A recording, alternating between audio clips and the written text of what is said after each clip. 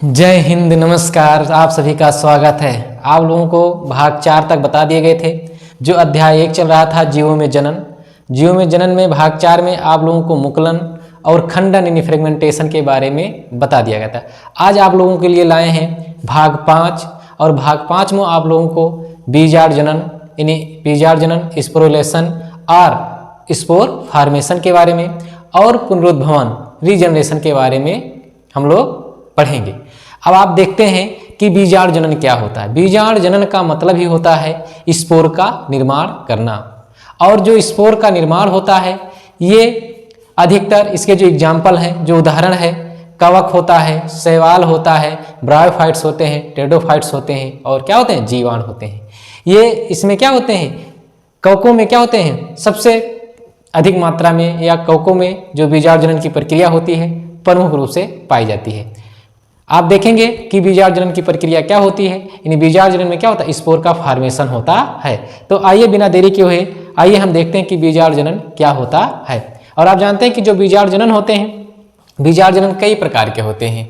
चल बीजाणु द्वारा, अचल बीजाणु द्वारा, कोनिडिया द्वारा, आइडिया द्वारा, हिप्नोस्पोर द्वारा, इस प्रकार से बीजाणु जनन की प्रक्रिया होती है। लेकिन जो बीजाणु जनन होते हैं, जैसे आपको बताया जाएगा चल बीजाणु द्वारा, चल बीजाणु द्वारा का मतलब होता है चल सकने में सक्षम, और अचल बीजाणु द्वारा का मतलब होता है जो क्या होते हैं, उसमें फ्लैजेला नहीं पाई जाती है, वो चल सकने में सक्षम नहीं होते हैं। तो आइए देखते हैं कि बीजाणु जनन क्या होता है। देख रहे हैं आप लोग, ये बीजाणु जनन की जो एग्जाम्पल होते हैं बैक्टीरिया, शैवाल, कवक, ब्रायोफाइट्स, टेरिडोफाइट्स में पाए जाते हैं।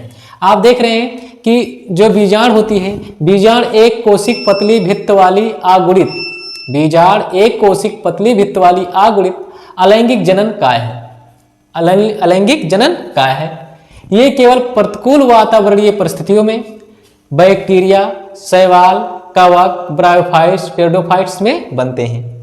जो बीजाणु होते हैं कहाँ बनते हैं, बैक्टीरिया, कवक, शैवाल, ब्रायोफाइट्स और टेरिडोफाइट्स में बनते हैं। प्रकीर्णन द्वारा बीजाणु दूर दूर तक क्या होते हैं, फैलते हैं। प्रकीर्णन द्वारा क्या होते हैं, बीजाणु फैल जाते हैं और अनुकूल स्थल पर अंकुरित होकर नए पौधे बनाते हैं या नए पौधे का निर्माण करते हैं। तो जो बीजाणु जनन की प्रक्रिया होती है ये निम्न प्रकार से होती है। क्या होती है, निम्न प्रकार से होती है। नंबर 1 है आपका बायजोस्पोर यानी चल बीजाणु द्वारा। चल बीजाणु द्वारा में क्या होता है कि ऐसे स्पोर भी होते हैं जो चल सकने में सक्षम होते हैं। उनमें क्या पाई जाती है, फ्लैजेला पाई जाती है, जिसके माध्यम से ये मूव कर सकते हैं। तो आप देखते हैं कि चल बीजाणु द्वारा किसमें पाया जाता है, इसका एग्जाम्पल देखेंगे और इसमें देख रहे हैं। देखिए आइए, अनुकूल परिस्थितियों में ये यूलोथ्रिक्स, स्पायरोगायरा आदि चल बीजाणुओं द्वारा जनन करते हैं। यानी यूलोथ्रिक्स में, स्पायरोगायरा, क्लेमाइडोमोनास में भी होता है, आदि चल बीजाणुओं द्वारा जनन करते हैं। ये वर्धी कोशिकाओं में बनते हैं। कहाँ बनते हैं, वर्धी कोशिकाओं में बनते हैं। तथा ये क्या होते हैं, कशाभिक होते हैं। जैसे मान लीजिए कोशिका है, वर्धी कोशिकाओं में क्या होते हैं, बनते हैं। कशाभिका है, इसमें केंद्रक है, यहाँ पर क्या देख रहे हैं, फ्लैजेला देख रहे हैं। और फ्लैजेला के माध्यम से यहाँ पर क्या हो गया, ये जो भी स्पोर केंद्रक के माध्यम से बने ये क्या हो गए, बाहर आ गए। क्या हो गए, बाहर आ गए, यानी मूवमेंट कर गए। तो क्या हो गया, ये ऐसे स्पोर बने। ये क्या है, जो स्पोरिन स्पायरोगायरा, स्पायरोगायरा में क्या हो रहा है, इस तरीके से क्या हो रहा है, चल बीजाणु द्वारा क्या होता है, स्पोर का क्या होता है, निर्माण होता है, जिसके माध्यम से क्या होते हैं, अंकुरित होकर नए पौधे का क्या कर लेते हैं, या नए जीव का क्या कर लेते हैं, निर्माण कर लेते हैं। अगला आप लोग आपका है, अगला है अचल बीजाणु द्वारा बाय एप्लानोस्पोर। इसका एग्जाम्पल है म्यूकर है, राइजोपस है।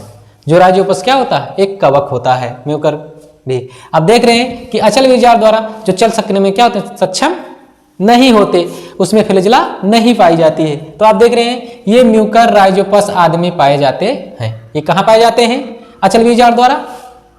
ये म्यूकर, राइजोपस आदि में पाए जाते हैं। ये प्रतिकूल परिस्थितियों में बनते हैं। इनके चारों ओर भित्त होती है। इनके चारों ओर क्या होती है, भित्त होती है। इस प्रकार से बने बीजाणु क्या होते हैं, अचल होते हैं। इस प्रकार के बने बीजाणु क्या होते हैं, अचल होते हैं। ये अनुकूल परिस्थितियां आने पर प्रत्येक एप्लानोस्पोर अंकुरित होकर नए पौधे को जन्म देते हैं। अनुकूल परिस्थिति आती है, ये चल सकने में सक्षम नहीं है, अनुकूल परिस्थिति आती है तो ये क्या होते हैं, प्रत्येक एप्लानोस्पोर जो होता है अंकुरित होकर नए पौधे का क्या करते हैं, निर्माण करते हैं, नए पौधे को जन्म देते हैं। इस प्रकार आप जो होता है राइजोपस, म्यूकर में क्या होते हैं, अचल बीजाणु द्वारा क्या होता है, नए जीव का या नए पौधे का निर्माण होता है। अब आप लोग देख लिए हैं कि अचल बीजाणु में कैसे होता है। अब आप देख रहे हैं किसी में एक आपका अगला है अलैंगिक जनन का पुनरुद्भवन, रीजनरेशन।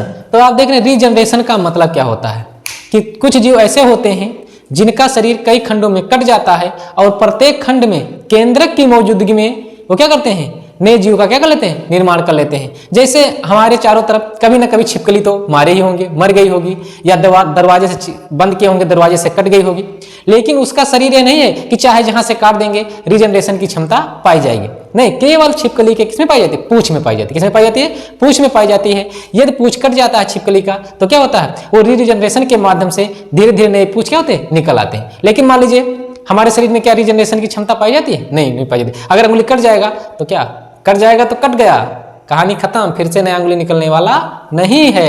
इसलिए क्या होती है, सभी जीवों में रीजनरेशन की क्षमता नहीं पाई जाती है। रीजनरेशन का सबसे मुख्य उदाहरण प्लेनेरिया है। क्या है, प्लेनेरिया है। प्लेनेरिया ऐसा जीव है जिनका शरीर खंडों में कट जाए और प्रत्येक खंड में क्या केंद्रक मौजूद रहे। यदि केंद्रक मौजूद रहेगा तो खंडों में कटता जाएगा और प्रत्येक खंड क्या होगा, नए जीव का क्या होगा, निर्माण करता जाएगा। तो जैसे एग्जाम्पल इसका क्या है, प्लेनेरिया है। प्लेनेरिया भी होता है, हाइड्रा भी होता है, स्पंज भी होता है। इसके पुनरुद्भव रीजनरेशन का एग्जाम्पल है। एग्जाम्पल क्या है, प्लेनेरिया। क्या है, प्लेनेरिया। देखिए, देख लीजिए, ऐसे यहाँ पर देख रहे हैं कि यह प्लेनेरिया क्या है, जीव है। क्या है, जीव है। अब प्लेनेरिया का शरीर मान लीजिए यहाँ से कट गया, यहाँ से कट गया, तो प्लेनेरिया का शरीर जब कटा तो एक भाग ये बना, एक भाग ये बना और एक भाग ये बना। अब मान लीजिए इसमें केंद्रक है, इसमें केंद्रक है, इसमें केंद्रक नहीं है।